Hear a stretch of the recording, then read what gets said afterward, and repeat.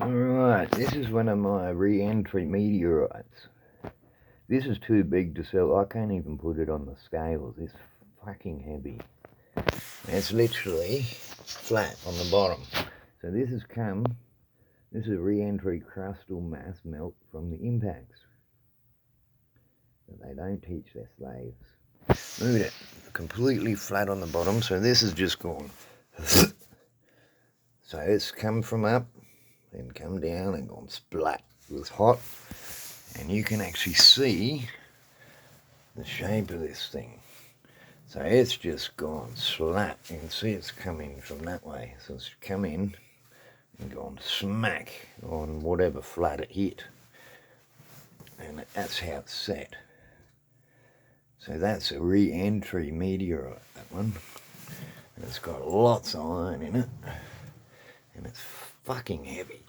It's ridiculously heavy. Hold up.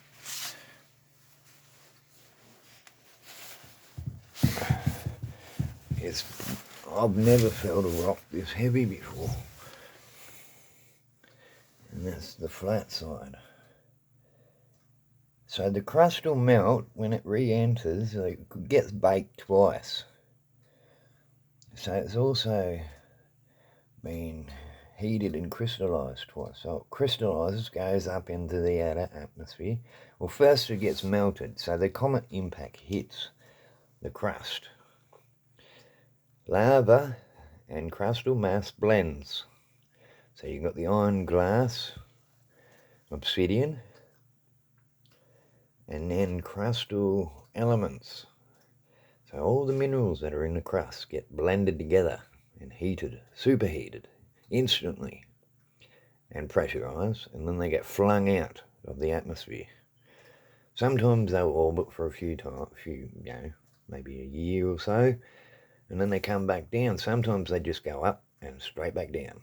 So they go up, barely even cool, and then come back down and get baked again. And then as they're molten, they slap against whatever they hit. And then they set. And this is how minerals reform and recrystallise back into the raw states of them. So this thing here is massive, heavy, because if you look closely, it's got sulfide crystals and every other metal in it. This is what they call skyfall, or ether in old Latin. Means heavy metals and stuff that fall from the sky. And they used to use this to build and make things. And this has got everything in it. This ain't just got the silver and gold you can see. It's got blue metal, silver metal, it's got copper, it's got the iron, it's got magnesite, it's got weird blue sulfide crystals all through it. So these, once they're exposed, they don't last long, because the sulfur and iron rusts out. You can see kind of semi-patches of rust and shit already coming out of this one. So they don't last.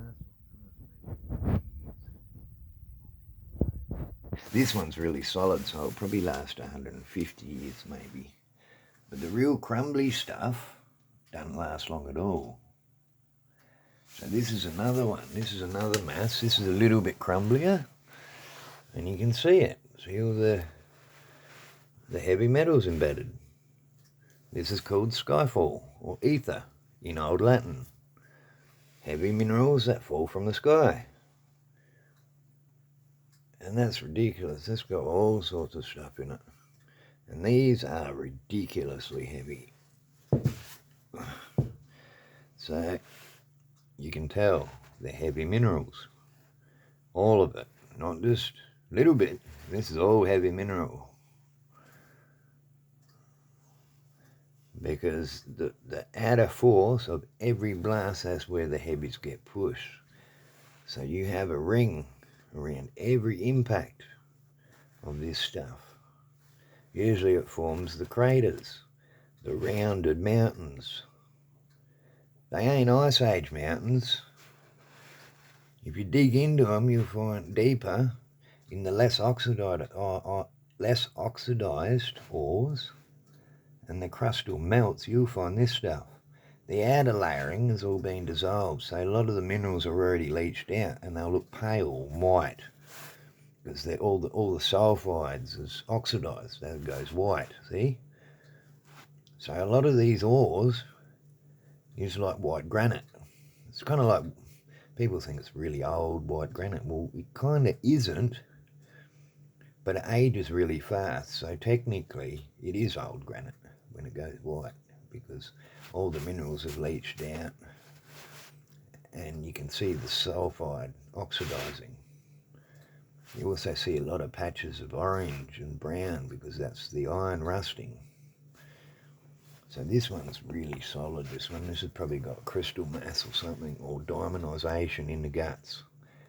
Looks like it's been slapped and then wedged. But it would have been hot, so that probably would have hit like that and then got wedged into something. You can see it's definitely a re-entry one as well. And then it's slapped on something, and that's how it's set like that. That's how it's fallen, and then it's fucking whacked and gone, and then cooled, and then crystallised. So that's pretty heavy. That's really heavy too. This one I found the other day. It's around the same flows, and this stuff is just what the...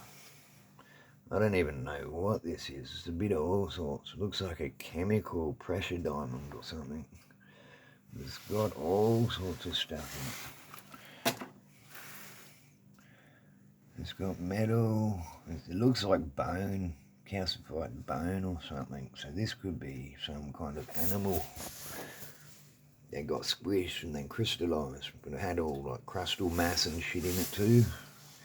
It's got baked bits on some of the edges. So it looks like it's been cooked as well. So this side here. And these are really heavy. I mean, ridiculously heavy. You can see the baked bits. So that's been baked. That would have been sticking out. The rest probably got pressurised. Probably tumbled up into a bowl and then squashed.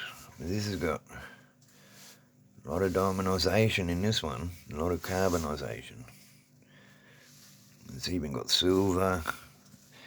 It's got a couple little tiny flecks of gold in it, but it's not much. This is mainly silver in this one.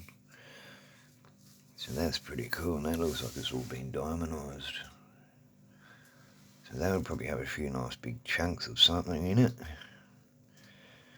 But it's pretty freaky, that one. I found this one in between two big different types of flows. This was right in the guts of it. So maybe the two flows were interacting and this was produced in the centre of it. But it's pretty cool. I cleaned it up as much as I can. There's lots of nooks and crannies. There's algae and moss and all sorts of shit on this thing. You barely even see it, just look like a big mud ball. It's kind of freaky. It's got heaps of strange crystals all through it. And these are really hard and they're really cubic and triangles, so it's definitely been diamondised. So all the minerals were diamondised in this one. There's enough carbon for it to compress enough that everything turned into diamondised mass. There's a bit of, looks like quartzite on this side. It's making softer. And it's got different blends in it, and some of them are real hard. Got that one there and there. So there is a few diamond, that's really hard, that one. So that's not normal quartz. So, but it does look like on certain angles it was an animal. And it's a lot of different weird bone mass, calcification, crystallisations in there. So this could have been a mass of animals, or, you know, a pile of something, dead animals or something that just got squashed. And then it's developed this. This would have been formed in between the two mud flows. This was.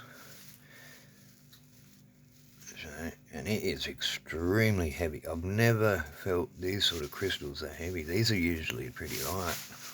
But this one is ridiculously heavy. Same as all the others in the flows. It's bloody crazy. Looks like garnet. In that part there's a bit garnety. Bit of iron and red in the crystals there. So this could be a multiple blended one. It's got all different types of crystals. The quartzite and diamondization, and then there's iron crystals, the little black crystals. So it's a bit of all sorts, this one. And this could even be, because it's all glowy, could be diamondized mud, gold mud, this stuff. Because that's what diamondized gold mud goes like. See how it's real bright in the sun and light? It's really rough. It's not that crumbly, it's really hard. Look at that big silver chunk. What is that? No, that's gold, that one. A bit of gold there, silver. And that looks like bones there. So, like I said, this could be a big fossil crystal mass that was pressurized. Looks pretty freaky. It's got some really freaky shapes in it. Anyway,